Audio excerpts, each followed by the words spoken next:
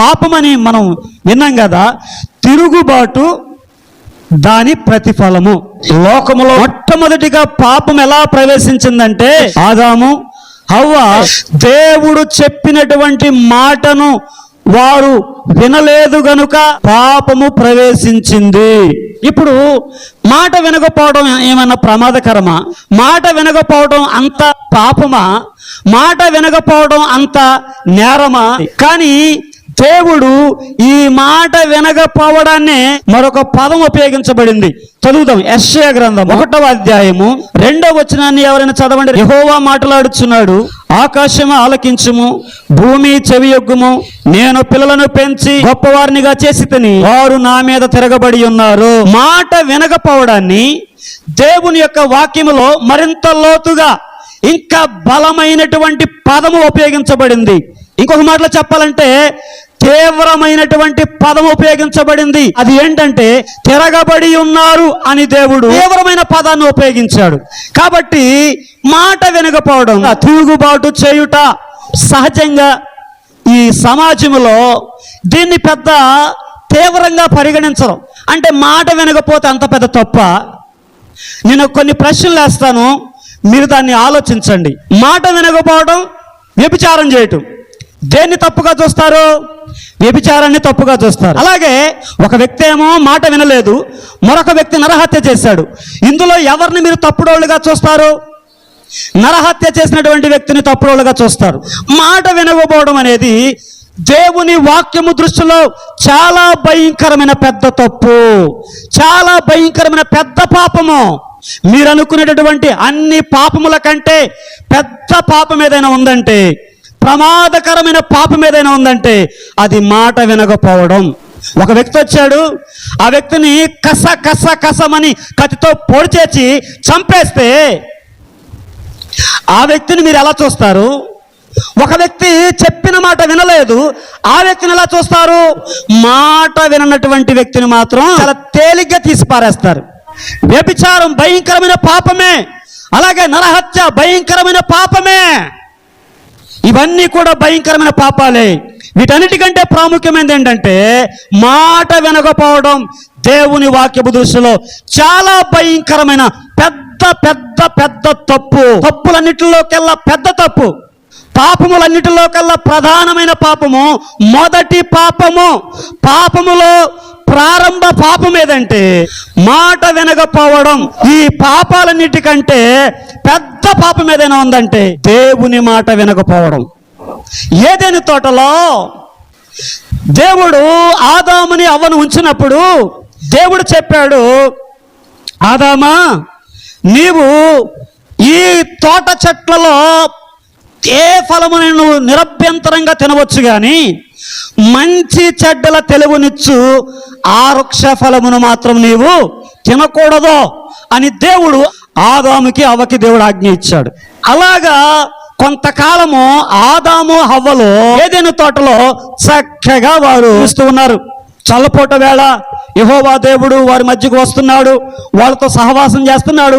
ఈ సహవాసం చక్కగా సాగుతూ ఉంది. బైబిల్ పండితుల యొక్క అంచనా ప్రకారం ఏదెను తోటలో ఇలాగా దాదాపుగా 100 సంవత్సరాలు ఆదాము హవ్వలు దేవునికి మహిమకరంగా ఏ పాపము లేకుండా వారు ఏదైనా తోటలో జీవించారు. దేవునికి స్తోత్రం. దేవుడు ఒక ఆజ్ఞ ఇచ్చాడు. దేవుడు ఆజ్ఞ ఇచ్చినప్పుడు ఆ ఆజ్ఞ తప్పేలాగా చేయడమే అపవాది యొక్క పని, అపవాది యొక్క పన్నాగం. దుష్టుడు అనగా అపవాది మొట్టమొదటిగా దేవుని బిడ్డల మీదకి ఎలా దాడి చేస్తాడంటే నువ్వు దేవుని మాట వినకుండా చేయాలని చేస్తాడు. నువ్వు దేవుని మాట వినటం అపవాదికి ఇష్టం లేదు. నువ్వు దేవుడు చెప్పినట్టుగా నడుచుకోవటం దుష్టుడికి ఇష్టం లేదు. నువ్వు దేవుని వాక్యం ప్రకారం నువ్వు జీవించడం దుష్టుడికి ఇష్టం లేదు. కాబట్టి నిన్ను ఏదో రీతిగా వాడు చెడగొట్టాలి, ఏదో రీతిగా నువ్వు దేవుని యొక్క ఆజ్ఞను మీరేలాగా చెయ్యాలి. దేవుని ఆజ్ఞ మీరేలాగా చేస్తే అన్ని పాపాలు ఇక నీలో ఒకదానికొకటి బయలుదేరి వస్తాయి అన్నమాట. వీటన్నిటికీ మూల కేంద్రం అదే, దేవుని యొక్క మాట వినకుండా చెయ్యాలి అని దుష్టుడు ఆదిలోనే వాడు ఒక కంకణం కట్టుకున్నాడు, ఆదిలోనే ఒక పగతో రగిలిపోతున్నాడు. ఆదిలోనే వాడు కూడా ఎన్నో ప్రయత్నాలు చెయ్యగా ఒకానొక రోజున సమయం దొరికింది, దేవుని ఆజ్ఞ మీరేలాగా చేశాడు వాడు. ఏం జరిగింది అక్కడ అంటే, అవ్వమ్మ ఒంటరిగా ఉన్నప్పుడు సర్పరూపములో సాతాను వచ్చి, అవ్వ ఇది నిజమా, ఈ తోట చెట్ల పండుల్లో దేవుడు దేన్ని తినవద్దని చెప్పాడా అని అపవాది అడిగినప్పుడు, సర్పము అడిగినప్పుడు సర్పంతో చెప్తుంది, ఇదిగో ఈ పండ్లన్నీ తినొచ్చు కానీ తోట మధ్యలో ఉన్నటువంటి చెట్టు ఫలములను మేము తినకూడదు అని చెబుతూ ఒక మాటను కలిపింది. అది ఏంటంటే ముట్టకూడదని. అయితే ఇలా చెప్పినప్పుడు ఆ అపవాది ఏమంటున్నాడంటే, మీరు చావనే చావరు. అపవాది యొక్క ఉద్దేశం ఏంటంటే, దేవుణ్ణి ఒక చెడ్డ వ్యక్తిగా చూపించి, దేవుడి మీద ఒక చెడు నేరాన్ని మోపివేసి, దేవుని మీద నింద మోపేలాగా చేసి, ఇలాగా సాతాను ఆ అవ్వను మోసగించింది. ఎప్పుడైతే ఈ మాయమాటలో పడిపోయిందో ఆ పండు తీసుకుంది, తను తిన్నది తనతో పాటు తన భర్తకు ఇచ్చింది. ఒకసారి ఆలోచించండి, దేవుడేమో ఒక ఆజ్ఞ ఇచ్చాడు, ఈ పండ్లన్నీ తిను కానీ మంచి చెడ్డల తెలివినిచ్చు ఆ వృక్షపు పండును మాత్రం మీరు తినకూడదు, తిన్నదేమన్నా మీరు నిశ్చయముగా చచ్చెదరు అని దేవుడు చెప్పాడు. మరి అపవాది పని ఏంటి? దేవుని మాట వినకుండా చేయాలి, దేవుని మాట, దేవుని యొక్క వాక్యం పాటించకుండా చేయాలి. మీరు దేవుని యొక్క వాక్యాన్ని పాటించకుండా చేయాలి, అదే దాని పని, ఇంకా వేరే పని ఏమీ లేదు. కాబట్టి మీరు దేవుని యొక్క వాక్యాన్ని తప్పితే ఇక మీరు లోకంలో మీకున్న బిజీలో మీరు పడిపోతారు, దేవునికి విరోధంగా మీరు జీవిస్తారు అని అపవాది అలాగా ప్రవేశించింది. అపవాది యొక్క ప్లాన్ సక్సెస్ అయిందా, ఫెయిల్ అయిందా? చెప్పండి, సక్సెస్ అయిందా, ఫెయిల్ అయిందా? ఇప్పుడు చెప్పండి, అపవాది యొక్క పని ఏంటి? దేవుని మాట వినకుండా చేయడమే దాని పని. అర్థమైందా? ఈ మాట వినకుండా చేయడం అనేది దేవుని యొక్క వాక్యంలో మరొక తీవ్రమైన పదాన్ని దేవుడు ఉపయోగించాడు. అదేంటంటే తిరుగుబాటు. ఏంటది? తిరుగుబాటు. దేవుడు అంటున్నాడు, నా ప్రజలు నా మీద తిరగబడి ఉన్నారు. ఇప్పుడు మనం నేర్చుకునే వాక్యం ఏంటి తెలుసా? పాపమని మనం విన్నాం కదా. తిరుగుబాటు దాని ప్రతిఫలము. చెప్పండి, తిరుగుబాటు దాని ప్రతిఫలము. అంటే తిరుగుబాటు అంటే ఏంటి? మాట వినకపోవడం తిరుగుబాటు. తిరుగుబాటు చేయడం వలన, మాట వినకపోవడం వలన దానికి తగిన ప్రతిఫలం ఎలా ఉంది బైబిల్లో? ఎవరు ఎలా పొందుకున్నారు చూద్దాం. ఈ యొక్క ఆదాము అవ్వ వారు పండు తిన్నారు, వారు కన్నులు తెరవబడ్డాయి. దేవుడు వారి మధ్యలోనికి వచ్చినప్పుడు వారు దిగంబరులను గుర్తించి వెళ్ళి దాక్కున్నారు దేవుని యొక్క స్వరం విని. ప్రతిసారి దేవుని యొక్క స్వరం విని వాళ్ళు చక్కగా దేవునితో సహవాసం చేయడానికి వారు వచ్చేవాళ్ళు. కానీ ఈసారి ఎప్పుడైతే వారు పాపం చేశారో వారిలో భయం ఆవరించింది, ఉనికి దూరంగా వెళ్ళిపోయారు. అయితే అప్పుడు దేవుడు సర్పాన్ని శపించాడు. అలాగే ఆదాముతో అంటున్నాడు, 3వ అధ్యాయం 17వ వచనం చదవండి. ఆయన ఆదాముతో, నీవు నీ భార్య మాట విని తినవద్దని నేను నీకు ఆజ్ఞాపించిన వృక్ష ఫలములు తింటివి గనుక నీ నిమిత్తము నేల శపించబడి ఉన్నది. మాట వినందుకు ప్రతిఫలం ఏంటి? భూమి శపించబడి ఉన్నది. వారికి మాత్రమే శిక్ష కాకుండా దేనికి వస్తుంది శిక్ష? ఆదాము నిమిత్తం అని స్పష్టంగా ఉంది.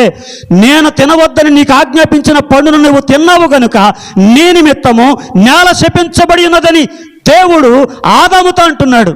మాట వినకపోవడం వలన నేల శపించబడి ఉన్నది. మాట వినకపోవడం వలన మామూలు శాపం కాదండి. ఒక్క మాట వినకపోతే ఒక మనిషికి వచ్చినటువంటి భయంకరమైన శిక్ష ఏంటో తెలుసా? భయంకరమైన శిక్ష ఏంటో తెలుసా? నీ నిమిత్తం నేల శపించబడింది. అలాగే నేల మాత్రమే కాదు కానీ నీవు చాలా కష్టపడాలి, కష్టపడి పని చేయాలి. నువ్వు బాగా కష్టపడి నేలను సేద్యం చేస్తేనే కానీ అది నీకు ఫలం ఇవ్వదు. అంత మాత్రమే కాదు, నువ్వు బాగా కష్టపడి నీ చెమట కారిస్తేనే కానీ నీకు ఆహారం దొరకదు. ఏంటి ఎంత పెద్ద తప్పు అన్నట్టు చెప్పండి. మాట వినకపోవడం ఎంత పెద్ద తప్పు. అయితే ఆదాము అవ్వ పాపం చేయటం వలన వచ్చిన ప్రతిఫలం ఏంటి? నేల శపించబడింది.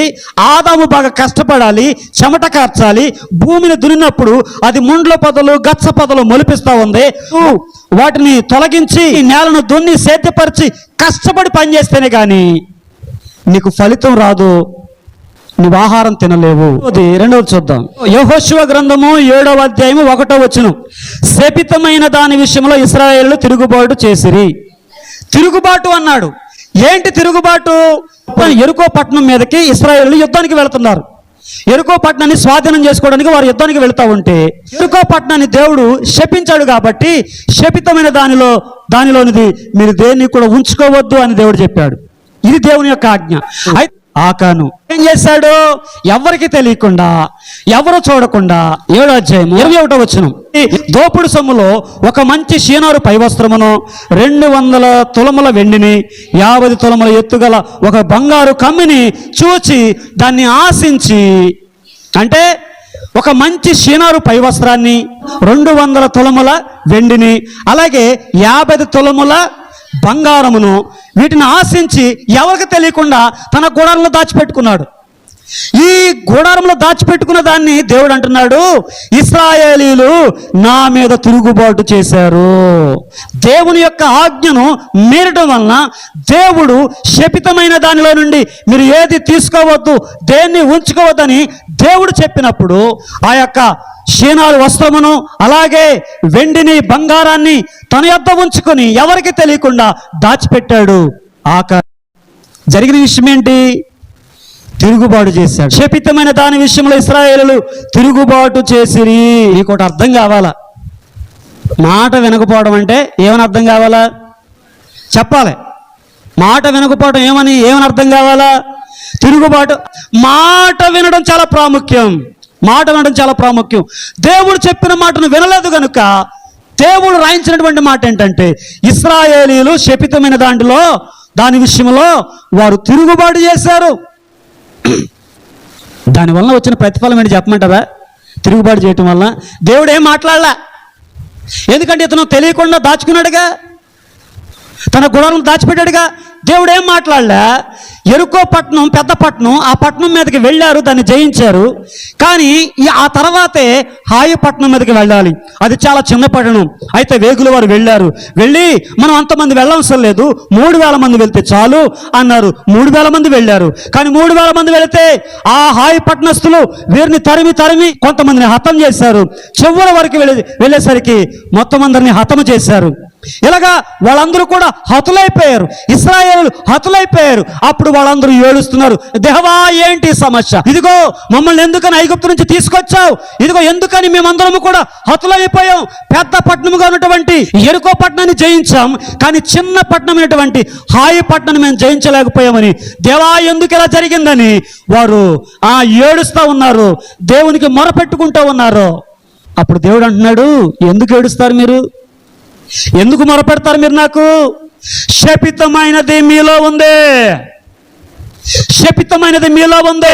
నా ఆజ్ఞను మీరారో, మీరు తిరుగుబాటు చేశారు. చేయాల్సిందంతా చేసి ఎవరికి తెలియకుండా, నేను చేసే ఎవరికి తెలియదని, నా పాపం ఎవరికి తెలియదని, నేను చేస్తున్నటువంటి తప్పులు ఎవరికి తెలియదని, పిల్లి ఎలాగైతే మూతి ఆ కుండలో పెట్టి పాలు తాగుతూ ఎవరికి తెలియదని చేస్తున్నారో, అలాగే ఈ యొక్క ఆకాను కూడా నా తప్పు ఎవరికి తెలియదు, నా తప్పు ఎవరు చూడరని చేయాల్సిన పాపమంతా చేసి, తప్పంతా చేసి, ఇవాళ ఎవరికి తెలియనట్టుగా తను చాలా చక్కగా ఉన్నాడండి. శపితమైనది మీలో ఉంది. దేవుడు చెప్పినప్పుడు ఎవరు ప్రభువా, ఎవరు అలాంటి వారు ఎవరు అని అంటే చెప్పాడు, ఆకాను యొక్క పేరు వచ్చింది. ఆకాను దగ్గరికి వెళ్ళిన తర్వాత బాబు ఏం జరిగిందో చెప్పమ్మా అంటే అప్పుడు చెప్తున్నాడు, అయ్యా ఇదిగో శపితమైన దాంట్లో ఒక మంచి షీనారు పై వస్త్రాన్ని, అలాగే 200 తులముల వెండిని, అలాగే 50 తులముల బంగారమును నేను వాటిని ఆశించి నేను దాచిపెట్టాను. ఈ దాచిపెట్టడం వల్ల ఎంత పని చేసేవారు నువ్వు? కేవలం తప్పు చేసింది నువ్వు ఒక్కడవే, కానీ ఎన్నో 100 మంది హతులైపోయారు రాని వల్ల. ఏంటి ఇంత శిక్ష అండి? ఇంత పెద్ద శిక్ష. కేవలం ఆకాను తప్పు చేసినప్పుడు ఆకాను పిలిచి దేవుడు చెప్పొచ్చుగా. దేవుడు చెప్పాడా? వీళ్ళేమి తెలియకుండా అతను అనుకున్నాడు, ఎవరికి తెలియకూడదని అతను అనుకున్నాడు. ఎవరికి తెలియకూడదని అనుకుంటే దేవుడు కూడా అంతే. వెళ్ళిన తర్వాత హాయిపట్నం, చాలా చిన్న పట్టణం, ఆ చిన్న పట్టణం మీదకి పోయి యుద్ధానికి పోయి వాళ్ళు ఓడిపోయి వారి చేత తరమబడి హతులయ్యి వారు ఏడుస్తూ వచ్చినప్పుడు ఎంత నష్టం జరిగింది. ఒకటి పెద్ద నష్టం. మనం నేర్చుకునే వాక్యం ఏంటి? తిరుగుబాటు దాని ఫలము. తిరుగుబాటు దాని ఫలము. నువ్వు దేవుని మీద తిరుగుబాటు చేస్తే దానికి తగిన ఫలము ఖచ్చితంగా పొందుకున్నారు బైబిల్ గ్రంథంలో. బైబిల్ గ్రంథానికి మించినటువంటి ప్రామాణికం ఈ భూమి మీద మరి ఏది లేదు. అది నీ జీవితంలోనైనా మరి ఎవరి జీవితంలోనైనా ఒకటే కొలత. దేవుని మీద తిరుగుబాటు చేస్తే ప్రతిఫలము చాలా భయంకరంగా ఉంటుందండి. ఒకటి, అతని మూలముగా ఇశ్రాయేలు బలైపోయారు.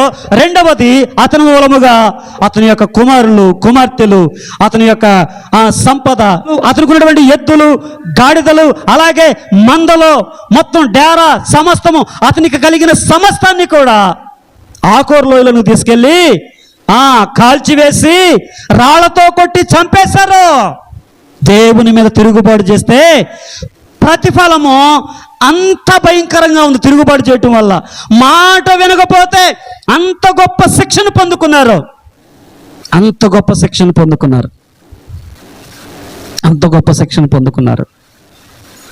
ఈనాడు చాలామంది నేను చేసిన పాపం ఎవరికి తెలియదు, నా తప్పు ఎవరికి తెలియదు అని చాలామంది అనుకుంటారండి.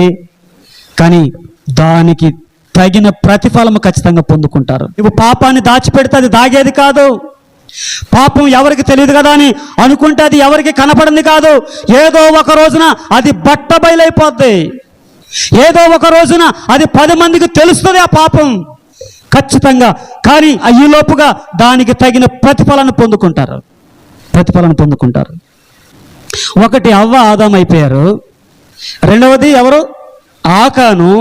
మూడవది ఎవరంటే పేరు సౌలు.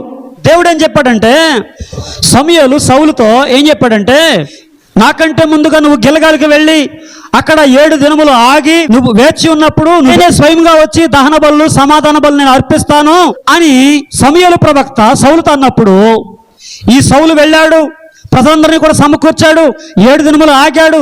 7వ దినానికి సమూయేలు చెప్పిన సమయానికి ఇంకా రాకపోవడాన్ని బట్టి ప్రజలు చెదిరిపోవడం చూసి తొందరపడిపోయి బలర్పించేశాడు. అలాగే అమాలేకుల విషయంలో దేవుడు ఏం చెప్తాడంటే, అమాలేకులను మొత్తం అందరిని కూడా నిర్మూలన చేయాలి. పశువుల మందని గాని, గొర్రెల మంద గాని, ఎద్దులు గాని, మొత్తం గర్భములు గాని, మొత్తం అన్నిటినీ కూడా అక్కడ ఉన్నటువంటి మనుషులందరినీ కూడా మొత్తం అన్ని కూడా నిర్మూలన చేయమని దేవుడు చెప్తే, అతని కంటికి ఇంపుగా ఉన్నటువంటి వాటిని, అతని కంటికి నచ్చినటువంటి వాటిని జాగ్రత్తగా ఉంచి కడగా ఉన్నటువంటి వాటన్నిటిని కూడా, నీచమైన వాటన్నిటిని కూడా నిర్మూలన చేశాడు. కానీ బలిసిన వాటిని, తన కన్నులకు ఇంపుగా ఉన్నటువంటి వాటిని, అందంగా చక్కగా బలముగా ఉన్నటువంటి వాటిని అతడు ఏమీ చేయలేదు. అలాగే ఆ యొక్క రాజును కూడా హతము చేయమంటే ఆ రాజును కూడా ప్రాణాలతో ఉంచాడు. అయితే దేవుడు ఏమన్నాడు తెలుసా? 1వ సమూయేలు గ్రంథము 15వ అధ్యాయము 23వ వచనం, తిరుగుబాటు చేయుట సోది చెప్పుటయను పాపముతో సమానము. ఎవరు చేశారు తిరుగుబాటు? ఎవరు తిరుగుబాటు చేశారు? దేవుడు అంటున్నాడు, తిరుగుబాటు చేయుట సోద చెప్పుటయను పాపముతో సమానము. సౌలు దేవుని మీద తిరుగుబాటు చేశాడని దేవుని యొక్క వాక్యమే రాయబడి ఉంది. సౌలు దేవుని మీద ఏం చేశాడయ్యా? తిరుగుబాటు అంటే ఏంటి? దేవుడు చెప్పింది చెప్పినట్టుగా చేయకపోవటం, దేవుని మాట వినకపోవటం. సౌలు దేవుడు ఏదైతే చెప్పాడో దేవుడు చెప్పింది చెప్పినట్టుగా అతడు తనకున్నటువంటి అవకాశాన్ని బట్టి అతడు ఏనాడు చేయలేదు. దేవుడు చెప్పింది చెప్పినట్టుగా చేయకపోగా తన చిత్తాన్ని బట్టి, తన ఇష్టాన్ని బట్టి తనకి ఏది తోస్తది చేశాడు. చేసి ఆయన అనుకుంటున్నాడు, అతను ఆ పని చేసి నేను యెహోవా ఆజ్ఞను నెరవేర్చుతునని సౌలు అనుకుంటున్నాడు. కానీ దేవుడు అంటున్నాడు, సౌలు నన్ను అనుసరింపక ఇదిగో వెనుక తీసి ఉన్నాడు, నా ఆజ్ఞను అతిక్రమించి ఉన్నాడు, నన్ను తిరస్కరించి ఉన్నాడని దేవుడు సౌలు గురించి చెప్తున్నాడు. దేవుడు చెప్పిన మాట వినకుండా దేవుని మీద తిరుగుబాటు చేస్తే దానికి తగిన ఫలం ఏంటి? ఒకటే దేవుడు చెప్తున్నాడు, అతడు రాజుగా ఉండకుండా దేవుడు అతన్ని తృణీకరించాడు. తనకున్న స్థానాన్ని కోల్పోయాడు, తనకున్నటువంటి అధికారాన్ని కోల్పోయాడు. దేవుని ఒక సుదీర్ఘమైన ఒక ప్రణాళిక ఉంది, సుదీర్ఘమైన ప్రణాళిక ఉంది. దేవుడు అనుకుంటున్నాడు సదాకాలము ఇశ్రాయేలుల మీద అతని యొక్క వంశాన్ని, అతని యొక్క కుటుంబాన్ని రాజుగా, ఒక అధికారిగా, అధిపతిగా ఉంచాలని దేవుడు తలంచి ఉన్నాడు. కానీ దేవునికి ఇదిగో మీ విషయంలో, నా విషయంలో, మనందరి విషయంలో కూడా ఒక సుదీర్ఘమైన ప్రణాళిక ఉంది. ఎక్కడితో నువ్వు అయిపోవు, ఎక్కడితో నీ కుటుంబం అయిపోదు. నువ్వు దేవునికి లోబడి దేవుని మాట వింటే నీ కుటుంబాన్ని దేవుడు అంచెలంచెలుగా వర్ధిల్ల చేస్తాడు. దేవునికి స్తోత్రం. ఒక సుదీర్ఘమైన ప్రణాళిక ఉంది సౌలు విషయంలో, కానీ ఆ ప్రణాళికలన్నీ కూడా దేవుడు అక్కడితో ఆపేశాడు. దేవుడు ఏం చేశాడు? అతన్ని రాజుగా ఉండకుండా తృణీకరించాడు, అధికారం పోగొట్టుకున్నాడు, ఆధిక్యత పోగొట్టుకున్నాడు, తన కుటుంబం మీదకు వచ్చేటటువంటి ఆశీర్వాదం కూడా కోల్పోయాడు. చూడండి 1 సమూయేలు గ్రంథం 13వ అధ్యాయం 13వ వచనం. అందుకు సమూయేలు ఇట్లనెను, నీ దేవుడైన యెహోవా నీకు ఇచ్చిన ఆజ్ఞను గైకొనక నీవు అవివేకపు పని చేసితివి. నీ రాజ్యమును ఇశ్రాయేలు మీద సదాకాలము స్థిరపరచుటకు యెహోవా తలంచి ఉండెను. దేవుడు సౌలు యొక్క రాజ్యము ఇశ్రాయేలు మీద సదాకాలం ఉండాలని దేవుడు తలంచి ఉన్నాడు. అయితే నీ రాజ్యము నిలవదు. దేవుడు సదాకాలము సౌలు యొక్క రాజ్యాన్ని ఇశ్రాయేలు మీద సదాకాలం ఉంచాలని దేవుడు తలంచి ఉన్నాడు. కానీ ఆ యొక్క ఆధిక్యతను పోగొట్టుకున్నాడు. ప్రియమైన దేవుని బిడ్డలారా, కేవలం మాట వినకపోతే పెద్ద తప్పేమీ కాదు, పెద్ద సమస్య ఏమీ కాదు, పెద్ద ప్రాబ్లం ఏమీ లేదండి. మాట వినకపోతే ఏమైంది అని నీ తీరి ప్రకారం ఆలోచించుకో. కానీ బైబిల్ తీరి ప్రకారం చెప్తున్నాను, దేవుని యొక్క వాక్యాన్ని బట్టి నేను చెప్తున్నాను, మాట వినకపోతే చాలా తీవ్రమైన పరిణామం చూడవలసి వస్తుంది, తీవ్రమైనటువంటి సమస్యను ఎదుర్కోవాల్సి వస్తుంది, తీవ్రమైన ప్రతిఫలం ఎదుర్కోవాల్సి వస్తుంది. అది గుర్తుపెట్టుకోవాలి. రాజుగా ఉండకుండా తృణీకరించాడు. తన కుటుంబం మీదకు వస్తున్నటువంటి ఆశీర్వాదాన్ని కూడా, తన మీద ఉన్నటువంటి ఆశీర్వాదం, తనకున్న అధికారం మొత్తం అన్నీ కూడా కోల్పోయాడు. దేనివల్ల? మాట వినలేదు అంతే. అంటే మాట వినకపోతే అంత పెద్ద తప్పు అయ్యా? ఏదో మాట వినకపోతే, నేను ఎన్నోసార్లు మాట వినలేదు, మాట వినకపోతే అంత పెద్ద శిక్ష. మాట వినకపోతే దేవునికి అసలు చాలా బాధ కలిగించేది ఏంటో తెలుసా? దేవుని మాట వినకపోవటం. దేవుని మాట వినకపోవటం. ఒకటి ఆదాముని అవ్వను చూసాం, రెండవది ఆకాను చూసాం, మూడవది సౌలును చూసాం, ఇక నాలుగవది ఇశ్రాయేలీలు. న్యాయాధిపతుల గ్రంథము 2వ అధ్యాయం 2వ వచనం. మీరు ఈ దేశ నివాసులతో నిబంధన చేసుకొనకూడదు, వారి బలిపీఠములను విరగొట్టవలనని ఆజ్ఞ ఇచ్చితిని గాని మీరు నా మాట వినలేదు. నా మాట వినలేదు. ఎవరి మాట వినలేదు? దేవుని మాట వినలేదు. దేవుడు కొన్ని ఆజ్ఞలు ఇచ్చాడు. ఏమనంటే, ఇదిగో మిమ్మల్ని ఐగుప్తు దేశము నుండి మిమ్మల్ని విడిపించి, ఇదిగో అరణ్యములు 40 సంవత్సరాలు మీకు తోడుగా ఉండి నేను మీకు కనాను దేశాన్ని మీకు స్వాస్థ్యంగా ఇస్తున్నాను. కానీ మీరు ఈ వాగ్దాన దేశంలో మీరు ఉన్నప్పుడు ఈ యొక్క అన్యులను చూసి, ఈ దేశంలో ఉన్నటువంటి వాళ్ళని చూసి వారితో మీరు ఒప్పందం చేసుకోవద్దు, వారితో మీరు స్నేహం చేయొద్దు, వారితో మీరు బియ్యం అందొద్దు ఈ దేవుడు చెప్పాడు. అంత మాత్రమే కాదు, అక్కడ ఉన్నటువంటి అన్య దేవతల యొక్క బలిపీఠాలు, వాటిని మీరు విరగ్గొట్టాలి, వాటిని మీరు కాల్చివేయాలి, వాటిని మీరు నిర్మూలన చేయాలని దేవుడు చెప్పినప్పుడు ఆ మాట వారు వినలేదు. వారు ఏం చేస్తున్నారు? వారితో సహవాసం చేస్తూ, అన్యులతో సహవాసం చేస్తూ, అన్యుల యొక్క ఆచారాలు వ్యవహారాలు పాటిస్తూ, వారు కూడా అన్యుల్లాగానే జీవిస్తూ దేవుని యొక్క ఆజ్ఞను ఏం చేశారు? వీళ్ళు అతిక్రమించారు. దేవుని యొక్క నిబంధన మీరారు, దేవుని యొక్క ఆజ్ఞను పాటించలేదు. దేవుని యొక్క ఆజ్ఞను పాటించకపోవటం వల్ల ఏం జరిగిందయ్యా? మాటగా వినలేదు. మరి మాట వినకపోవటం వల్ల, హలో, దేవుని మాట వినకపోవటం వల్ల ఏం జరిగింది? శత్రువులకు అప్పగించాడు.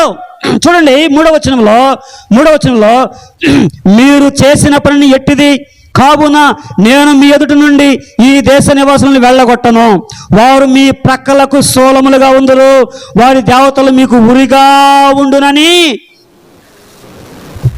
వారు మీ పక్కన సోలములుగా ఉంటారు. వారి దేవతలు మీకు ఉరిగా ఉంటే వారి దేవతలు మీకు ఉరిగా ఉంటాయని దేవుడు చెప్తున్నాడు. వారు ఆ శత్రువులు మీకు మీ పక్కలో శూలములుగా ఉంటారు. అంటే మీకు ఎలాంటి పరిపాలన వస్తుందో తెలుసా? శత్రువులకు అప్పగించాడు, మీకు నాయకుడు అన్నవాడు మంచివాడు ఉన్నాడు. మిమ్మల్ని మీరు పరిపాలన చేసుకోరు, మిమ్మల్ని వేరే ఒకడు పరిపాలన చేస్తాడు. ఏమైంది? ఎటుపోతుంది దేశం? ఎటుపోతుంది? నిన్ను పరిపాలన చేసేవారు ఎవరో? నీకు స్వేచ్ఛ ఉందా? ఇంత దౌర్భాగ్య పరిస్థితి ఎందుకు వస్తుంది ఈ దేశానికి? ఇశ్రాయేలు దేవుని మాట వినలేదు కాబట్టి అలాంటి దుష్టుడికి అప్పగించాడు పరిపాలన. వారు ఎలా ఉంటారంట? చెప్పండి, చదవండి, మూడో వచనం చదవండి. వారు ఎలా ఉంటారు? వారు మీ ప్రక్కలకు శూలములుగా ఉందురు, వారి దేవతలు మీకు ఉరిగా ఉందురు. వారు మీకు ప్రక్కలో శూలములుగా ఉంటారు, వారి దేవతలు మీకు ఉరిగా ఉంటాయి. ఇప్పుడున్న పరిస్థితి అలాంటి పరిస్థితి. ఇప్పుడున్న కండిషన్ అలాంటి కండిషను. కారణం ఒక్కటే, క్రైస్తవులు దేవుని మాట వినట్లేదు. పైకి బైబిల్ పట్టుకొస్తున్నారు, పైకి నమ్మబలికిస్తున్నారు, సాక్ష్యాలు చెప్తున్నారు, అన్నీ చేస్తున్నారు. నువ్వు చెప్పే సాక్ష్యం వల్ల నువ్వే నిలబట్ల. మీరు చెప్పే సాక్ష్యాల్లో కూడా బలం లేదు. తలపోటు పోయింది, కాలు నొప్పి తగ్గింది, ఆటో దొరికింది, ఇయ్య నీ సాక్ష్యాలు. నీ హృదయం మారటం దేవునికి గొప్ప సాక్ష్యం కాదా? నువ్వు దేవుళ్ళ నిలబడటం గొప్ప సాక్ష్యం కాదా? అలాంటి సాక్ష్యాలు చెప్పారంటే చెప్పండి, నేను ఇస్తా అవకాశం. నా హృదయం మారింది, నా జీవితం మారింది, దేవుడు నాతో మాట్లాడాడు, 10 మందికి సువార్త ప్రకటించమన్నాడు, నేను వెనుదిరగను, నేను దేవుని కోసం వెళ్తాను, అది సాక్ష్యం. వీళ్ళు దేవుడి మాట వినట్లేదు కాబట్టి మీలాంటి నామకార్థ క్రైస్తవులు ఉండబట్టే మరలా అలాంటి వాడు వస్తాడు. అంతే. మీలాగా మాట విన్నటువంటి వారు ఉండబట్టే, మీలాగా నమ్మించే వాళ్ళు, నటించే వాళ్ళు ఉండబట్టే అలాంటి వాళ్ళు వస్తారు. మీరు కూడా రోషం కలిగి మోకాళ్ళేసి ప్రార్థన చేస్తే, హన్నాలాగా ప్రార్థన చేస్తే ఏమైతే వస్తాడా మళ్ళీ? ఎందుకని? వాళ్ళు మనకి పక్కలో శూలములుగా ఎందుకు ఉండాలి? వారి దేవతలు మనకెందుకు ఉరిగా ఉండాలి? నువ్వు దేవుని మాట వినట్లేదు కాబట్టి. అంటే ఏం చేస్తున్నారు? తిరుగుబాటు చేస్తూనే ఉన్నారు. ఏం చేస్తున్నారు? తిరుగుబాటు చేస్తూనే ఉన్నారు. న్యాయాధిపతుల గ్రంథము 2వ అధ్యాయం 13వ వచనం చదువుతాను, చూడండి. వారు యెహోవాను విసర్జించి బయలును అస్తారోతును పూజించిరి కాబట్టి యెహోవా కోపాగ్ని ఇశ్రాయేలు మీద మండెను, ఆయన దోచుకుని వారి చేతికి వారిని అప్పగించును. ఎవరి చేతికి అప్పగించాడు? దోచుకుని వారి చేతికి అప్పగించాడు, శత్రువులకు అప్పగించాడు. ఇదిగో సరిగా పరిపాలన చేయనటువంటి వారికి, నీతి న్యాయము అంటే ఏంటో తెలియనటువంటి వారికి అప్పగించాడు. యథార్థత అంటే ఏంటో తెలియదు, న్యాయం అంటే ఏంటో తెలియదు, దోచుకుని వారి చేతికి అప్పగించాడు, శత్రువుల చేతికి అప్పగించాడు. సరిగా పరిపాలన, న్యాయవంతముగా పరిపాలన చేయనటువంటి వారికి దేవుడు వారిని అప్పగించాడు. వారి దగ్గరికి వెళ్తే న్యాయం ఉండదు, ఏముండదు. ఇక వారు చెప్పిందే వేదం. ఎంత దుర్మార్గులు అయిపోయారంటే 10వ వచనం చూడండి. ఆ తరము వారందరూ తమ పితరుల యొద్దకు చేర్చబడి వారి తర్వాత యెహోవాను ఆయన ఇశ్రాయేలుల కొరకు చేసిన కార్యములనైనను ఎరగని తరం ఒకటి పుట్టగా, యెహోవానైనను ఆయన ఇశ్రాయేలు కొరకు చేసిన కార్యములను తెలియనటువంటి తరం ఒకటి పుట్టిందంట. ఎంత దారుణమో చూడండి. ఆ తరం ఒకటి పుట్టింది అంటే ఈ తల్లిదండ్రులు ఆ పిల్లల్ని భక్తిలో పెంచేది లేదు. ఎవరిని? వారందరూ చేర్చబడ్డారు, కానీ ఈ తల్లిదండ్రులు ఎవరికి, ఎందుకు దేవుని ఎరగని ప్రజలైపోయారు? నీ పిల్లలు, నీ కుమార్తెలు, నీ కుమారులు దేవుణ్ణి ఎరిగినటువంటి వారు అయ్యారా? ఈ తరం ఎటుపోతుంది? నీ పిల్లల తరం ఎటుపోతుంది? దేవుని మాట వింటున్నారా?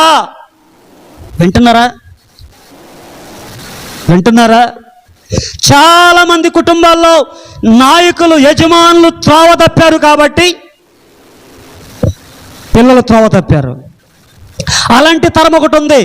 నేను దేవుని యొక్క వాక్యాన్ని బట్టి హెచ్చరిస్తున్నాను, నీ పిల్లలు, నీ మగ పిల్లలు, నీతోనే అంతరించిపోద్దా ప్రార్థన? నీతోనే అంతముందేసద్దా ప్రార్థన? నీ పిల్లల్ని భక్తిలో పెంచేదేమన్నా ఉందా? తల్లి ప్రేమ మామూలు ప్రేమ కాదండి. మధ్యలోకి ఎవరు ఎంటర్ అవ్వకూడదు. చాలా పెద్ద ప్రేమ, మంచిదే. దేవుని వాక్యంలో ఉన్న ప్రేమ, ప్రేమ అంటే చెప్తున్నాను, మేలు కోరేవాడు ఏం చేస్తాడు? పగవాడు లెక్కలేనని ముద్దులు పెడతాడట. ఎవరు తిరుగుబాటు చేశారు? అవ్వ ఆదాము తిరుగుబాటు చేశారు, ఆకాను తిరుగుబాటు చేశారు, ఇశ్రాయేలు తిరుగుబాటు చేశారు. ఇలాగా ఎన్నిసార్లు చేస్తున్నారంటే యెషయా గ్రంథము 1వ అధ్యాయం 5వ వచనం చదవండి. ఇప్పుడు చదవండి, ఎలా చేస్తున్నారు? నిత్యము తిరుగుబాటు చేయొచ్చు. ఎప్పుడంటండి అయ్యా? ఎప్పుడు? రోజు నీ అనుదిన జీవితంలో ఒక్కటి మాత్రం గుర్తుపెట్టుకో, రోజు నువ్వు దేవుని మీద తిరుగుబాటు చేస్తున్నావు. తెలుసా? రోజు తిరుగుబాటు చేస్తున్నావు. తిరుగుబాటు అంటే దేవుని మాట వినట్లేదు. వాటిని తిరుగుబాటు చేసి దేవుని మాటను లెక్క చేయకుండా పెడచెవిని పెట్టుకుంటా మనం ఏమనుకుంటున్నాం? నా అంత భక్తిపరులు లేరు, నా ఎంత భక్తిపరుడు లేడు. ప్రతిరోజు తిరుగుబాటు చేయడం వల్ల జరిగిన పరిణామం ఏంటో తెలుసా? ప్రతిఫలం ఏంటో తెలుసా? వ్యాధులు, రోగములు, గాయములు, దెబ్బలు, దేశము పాడైపోవడం. తిరుగుబాటు చేయడం వల్ల ఒకటి కాదండి. ఇంట్లో ఏముందండి? ఇంట్లో సమాధానం ఉందా? నెమ్మది ఉందా? యోసేపు భక్తిపరుడు ఒక్కడుంటే ఐగుప్తు దేశంలో, ఆ శత్రు దేశమైన కానీ పోతిఫర్ ఇల్లంతా దీవించబడింది. దేవునికి స్తోత్రం. మరి నువ్వున్నప్పుడు, నువ్వు భక్తిపరుడు అయితే, నువ్వు భక్తిపరురాలు అయితే నీ ఇల్లెందుకు దీవించబడలేదు? సరైన ప్రార్థన జీవితం లేక, దేవుని మాట వినకపోవడం వలన, దేవుని మాట పెడచెవిని పెట్టడం వల్ల, ఒక్క యోసేపు ఉండడం వలన పోతిఫర్ ఇల్లు మాత్రమే కాదు దీవించబడింది, ఐగుప్తు దేశం అంతా కూడా దీవించబడింది. దేవునికి స్తోత్రం. మరి ఇంటిలో నువ్వు ఉన్నప్పుడు నీ ఇల్లు ఎలా ఉండాలి? నీ ఇల్లు ఎలా దీవించబడాలి? కానీ ఇల్లు పరిస్థితి ఏంటి? రోగాలు, వ్యాధులు, గాయములు, దెబ్బలు, ఇంకా ఇల్లంతా కూడా పాడైపోయి ఉంది. ఏం చేస్తున్నారంటే కారణం ఏంటి? రోజు ఏం చేస్తున్నారు? తిరుగుబాటు చేస్తున్నారు. ఏ రోజు దేవుని వాక్యానికి నువ్వు లోబడ్డావు కనుక, ఏ రోజు దేవుని వాక్యాన్ని నువ్వు అంగీకరించావు కనుక, ఏ రోజు దేవుని వాక్యాన్ని నువ్వు విన్నావో, దేవుని వాక్యాన్ని పెడచెవిని పెట్టడం, దేవుని యొక్క వాక్యాన్ని నిర్లక్ష్యం చేయటం, మాట వినకపోవడం, అదే కదా నిత్యము తిరుగుబాటు చేయటం. ఒకటి గుర్తుపెట్టుకోండి, మరలా ఏదైనా తోటలోకి వెళ్తే నువ్వు దేవుని యొక్క మాట ఎలా తప్పాలా అని ప్లాన్ కలిగి ఉండేది సైతాను. అది నువ్వు తప్పేలాగా చేస్తుంది. వస్తీని 7 రోజులు విందు చేసి రాజుగారు వస్తీని రమ్మన్నాడు. తన కిరీటము ధరించుకుని రమ్మంటే వస్తీ వచ్చిందా? రాలా. ఏం జరిగింది? మాట వినకపోవడం వల్ల ఏం జరిగింది? వస్తీకి రాణి స్థానం, మాట వినకపోవడం వల్ల రాణి స్థానం తప్పుకుంది. ఆ స్థానం ఎస్తేరు పొందుకుంది. దేవునికి స్తోత్రం. సంఘం ఎలా అభివృద్ధి అయింది? మీ ఇంట్లో ఫంక్షన్ ఉంటే మీ ఇంట్లోకి వీళ్ళందరూ వచ్చారనుకో, నీకు ప్రేమ కలగడం కాదు, మీ బంధువులు చెప్పుకుంటారు, పలానా సంఘం అంటే చాలా వండర్ఫుల్ సంఘం, మీ ఇంట్లో ఫంక్షన్కి అందరూ వచ్చారని చెప్పుకుంటారు. రాలేదనుకో ఏమంటారు? భలే సంఘం అయ్యా మీ సంఘం. సంఘం అభివృద్ధి అవ్వాలంటే మీ సంఘములో ఎవరికైనా అవసరం ఉన్నప్పుడు నీ పని మానుకొని, మీ ఇళ్లలో ఫంక్షన్ జరిగినప్పుడు ఒకరింటికి ఒకరు వెళితే నీ పని మానుకొని, సంఘస్థులు ఒకరింట్లో కూటం పెట్టుకుంటే మరొకరు రావాలి, వాళ్ళింట్లో కూటం పెట్టుకుంటే వీళ్ళు రావాలి, ఒకరింట్లో ప్రార్థన పెట్టుకుంటే ఇంకొకరు రావాలి. అది అప్పుడు సంఘం వర్ధిల్లుద్ది. వాళ్ళింట్లో పెట్టుకుంటేనే మేము ఇంట్లో నుంచి కాలు బయటికి పెట్టదు. సుకుమార స్త్రీలు కొంతమంది వీళ్ళింట్లో ప్రార్థన పెట్టుకుంటే ఏమో రాదు, వీళ్ళింట్లో ప్రార్థన పెట్టుకుంటే ఆమె రాదు. నువ్వెక్కడ దేవుని మాట విన్నా? సంఘం ఎలా అభివృద్ధి అవుతుంది? సంఘం ఎలా విస్తరిస్తుంది? సంఘం అన్ని పాపాల కంటే భయంకరమైన పెద్ద పాపం మాట వినకపోవడం. దుష్టుడు, అపవాది, దుర్మార్గుడు, సాతాను ఎప్పుడు కూడా తన బిడ్డల పైన దాడి చేయడానికి ప్రయత్నం చేస్తూనే ఉంటాడు. 1 పేతురు రాసిన పత్రిక 5వ అధ్యాయం 8వ వచనం, నిబ్బరమైన బుద్ధి గలవారై మెలకువగా ఉండుడి, విరోధి అయిన అపవాది గర్జించు సింహము వలె మృంగుదునా అని వేదకొచ్చు తిరుగుచున్నాడు. ఆనాడు అవ్వని ఆదాముని మోసం చేశాడు. అవ్వ ఆదాము దేవుని ఆజ్ఞను మీరేలాగా చేసి శాపాన్ని వారి మీదకి తెచ్చుకునేలాగా చేశాడు. ఈనాడు కూడా అదే జరుగుతుంది. నువ్వు యేసు క్రీస్తు రక్తంలో కడగబడ్డావు, కాదనట్లేదు.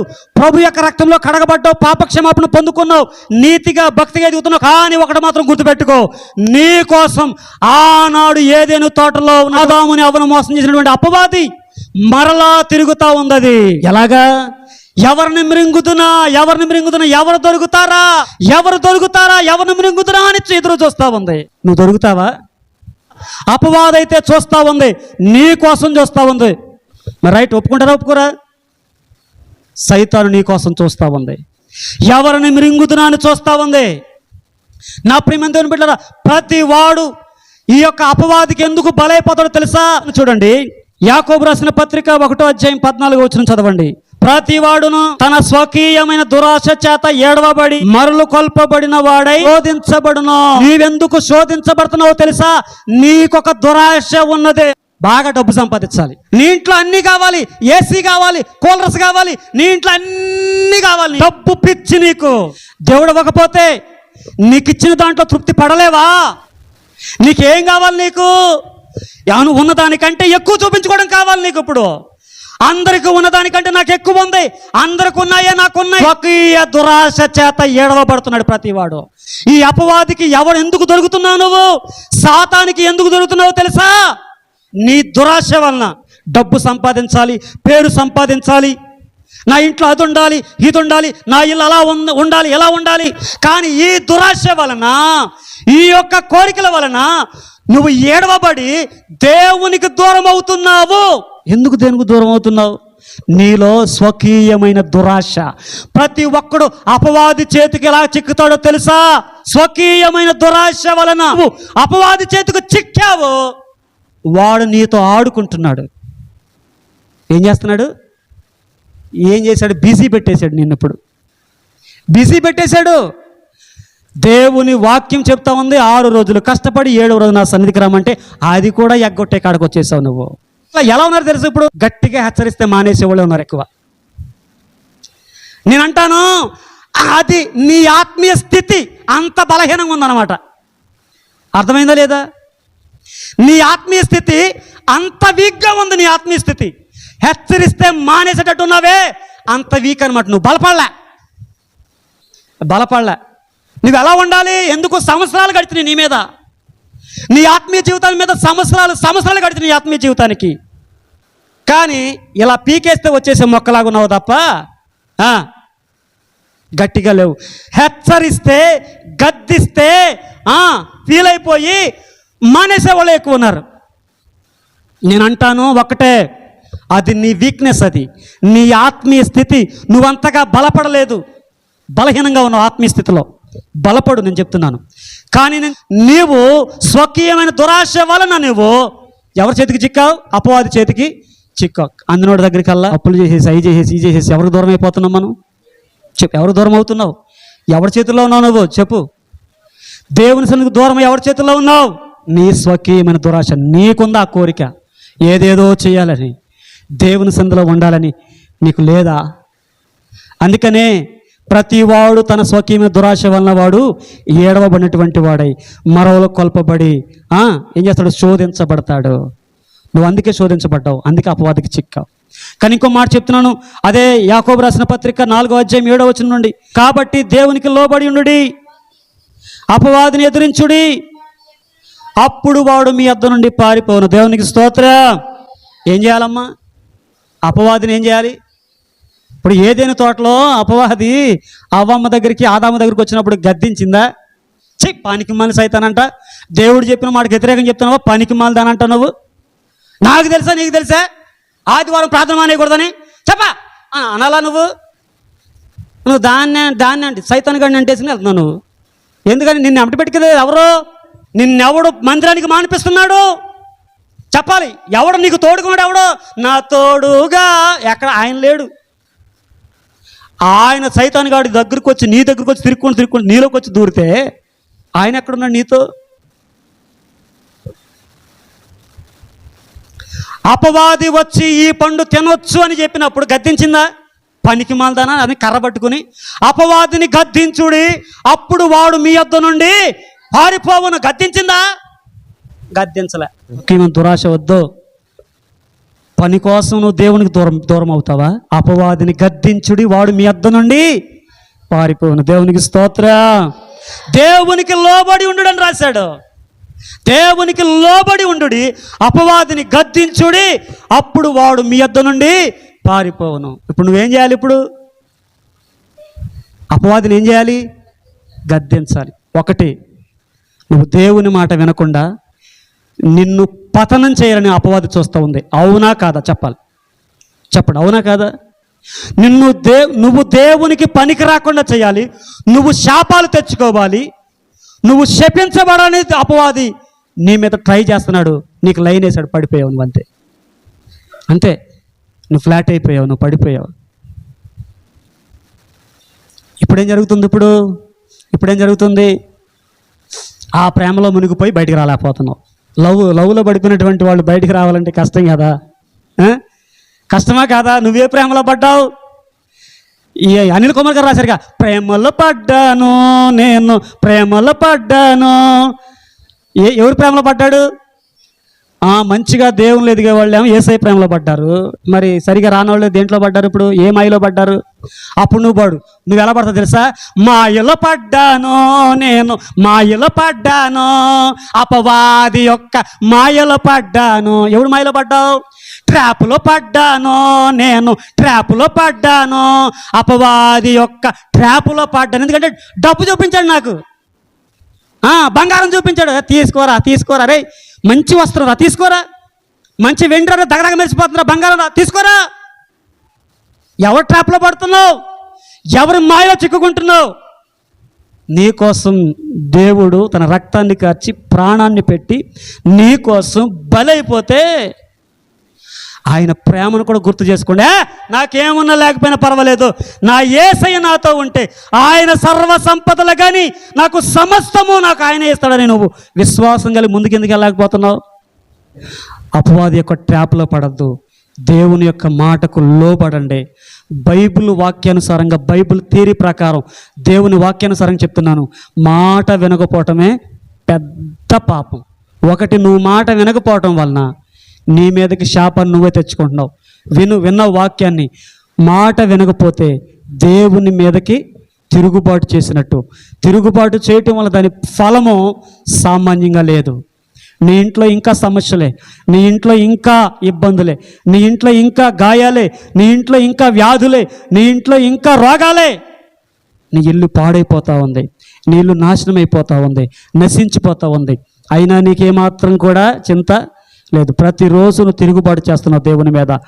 కానీ దేవుడు అడుగుతున్నాడు, లోబడనల్లనటువంటి వారి వైపు దినమంతా ఆయన చేతులు చాపి వారి కోసం చూస్తూ ఉన్నాడు. మోకరించండి, ప్రార్థన చేసుకుందాం.